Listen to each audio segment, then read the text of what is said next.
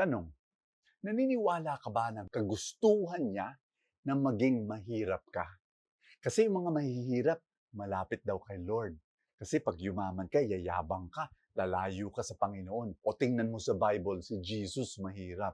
O tingnan mo yung mga pare at mga madre, gumagawa sila ng panata, vow of poverty. O, di ba? So baka nga gusto ni Lord na mahirap ka. Pero teka muna, bakit sa Bible nandun rin yung parang mensahe na God hates poverty? Nandun rin naman ah. Ano kaya? Ano kaya yung totoo? Nakakalito naman to. Tsaka, bakit ang daming mahihirap na tao? Oh, ang daming mahihirap. God loves the poor. Pero bakit ang daming mahihirap? Wala naman siyang ginagawa. Ayan na. Mas nakakalito, ano? Pag-uusapan natin yan, sasagutin natin mga tanong na yan, at magdadasal tayo. Are you ready? Mabibless ka dito. So, totoo ba talagang God loves the poor?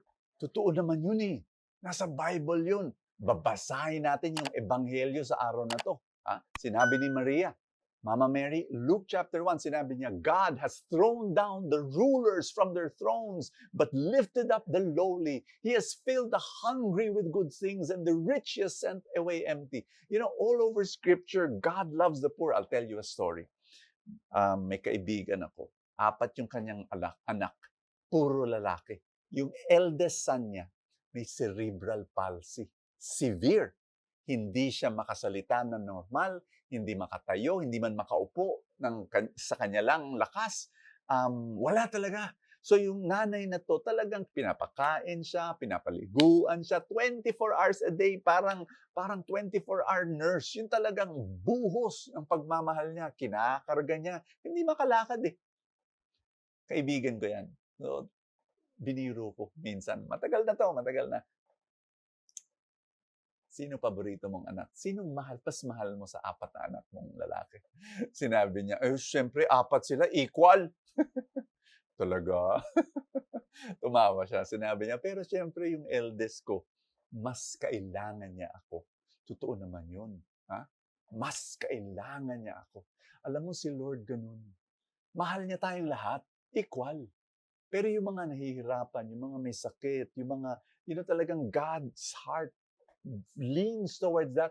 Kaya kaibigan, pag ganyan yung sitwasyon mo ngayon, nahihirapan ka sa buhay, may problema kang mabigat, umiiyak ka, tandaan mo to. Ang Panginoon, umiiyak rin. Ramdam niya yung sakit ng puso mo. Ramdam niya yung hirap mo. Mahal ka niya eh. Tatay ako, alam ko yan. Yung mga anak ko, pag nahihirapan, ramdam ko yung sakit nila. Ramdam ko. Kaya lang, may mga pagkakataon, hindi ako pumapasok agad para i-rescue sila sa anumang mga problema. Kasi yung ibang problema nila, kailangan nila pagdaanan eh. Para mag-mature.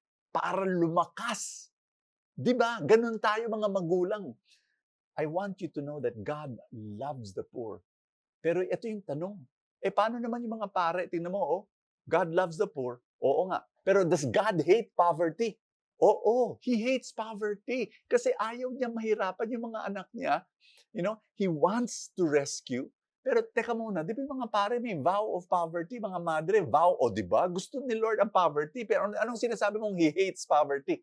Alam mo, yung mga pare at mga madre, 0.0001 lang ng simbahan yan. No? Sila, ang tawag ni Lord, vow of poverty. Pero for the rest of us, tayong lahat, na may pamilya, may anak, ang tawag ng Diyos sa atin, hindi poverty, kundi generosity.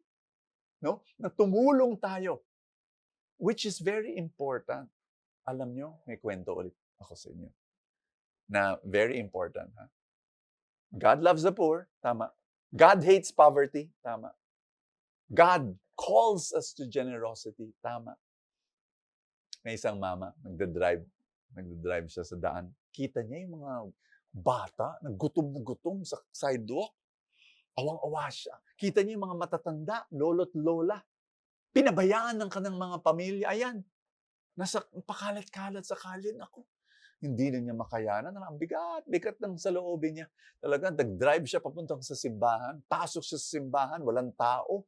Pumunta siya sa altar, tapos sumigaw na lang siya doon kasi wala naman tao. Sinabi niya, Lord, akala ko mahal mo mga mahihirap. Ang dami-dami nila.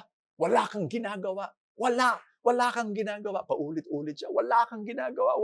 Akala ko magmahal ka. Akala ko mahal mo sila. Wala kang ginawa. Tapos napagod na siya sa kakasigaw. Tapos lumuhod siya sa altar. Tapos doon sa silensyo na yun, katahimikan na yun, biglang may narinig siyang boses na malalim at maganda, beautiful voice. Nagsalita ang Panginoon. Sinabi niya, meron akong ginawa. Ginawa kita. Ginawa tayo ng Panginoon. Ang magiging kamay niya. Tayo ang magiging biyaya sa kanila. Tayo ang magiging kaligtasan nila. Tayo, through our help and through our love, we will be God's embrace to the hurting and the broken. Kaibigan, paano? 4 na paraan I'd like to share with you. Simple steps. Number 1, learn financial literacy. Totoo yan. Kailangan alam mo paano humawak ng pera. Alam mo ba, maraming tao, mahirap, hindi dahil hindi sila kumikita, pero dahil hindi sila marunong mag-manage ng kanilang pera.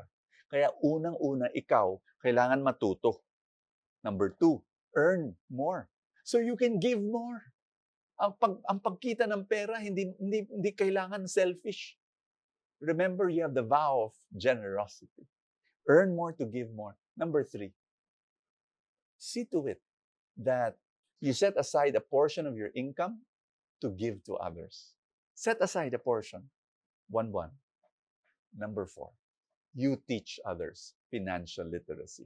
Kailangan yan. Kailangan nila. Halika, dasal tayo.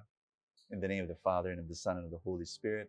Lord, teach me how to love those who are suffering, those who are poor, those who have none. Help me to be your blessing. Lord, sana ako ang pagpapala na papadala mo sa kanila. Lord, ako lang hindi ko kaya, pero kung nandito ka sa akin at tutulungan mo ako, Lord, ang sagot ko ay oo.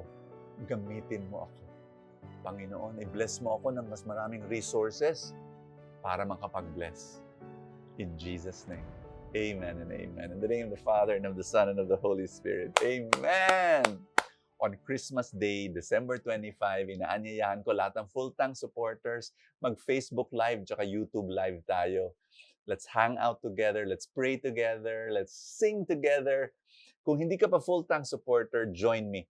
Click the button below the video dito sa Facebook or sa YouTube naman, click the button join pag nasa computer ka. Maraming salamat. I will see you there.